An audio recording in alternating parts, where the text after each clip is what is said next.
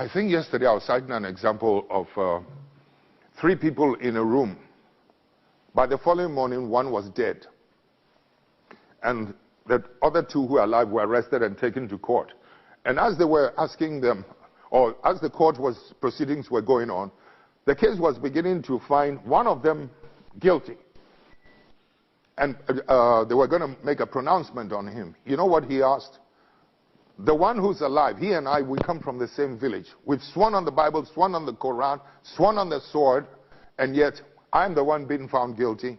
Please, I beg the judge, etc., take us to the village we come from. We have a shrine over there, and let us go and swear on that shrine and see whether I am innocent or he is the culprit, whether I am the murderer or he is the culprit. That's all the question I asked these Catholic priests. They could not answer me because they know you're not going to swallow any poison, but they know that we don't fear that Bible, we don't fear that Quran, but when it comes to our shrine, that one we dare not joke with it. We'll go and tell the truth.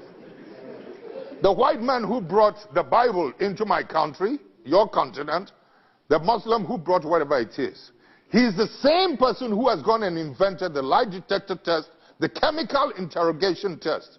I would dare you to go and line up some of your finest policemen, some of your finest heads, some of your finest, what you call it, judges. Make any allegations against me, you included. Whatever questions you want to ask, take me through a chemical interrogation. I will be the one who will pass. I wonder how many of you will pass. You know something, Chief? If we can learn to be bold enough to restore the value of truth in our society, then we will have justice. Without truth, we cannot get justice. We cannot get justice. And that's why we're suffering.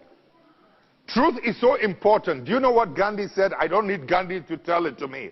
Gandhi said he was looking for truth in God, only to discover that God was in truth.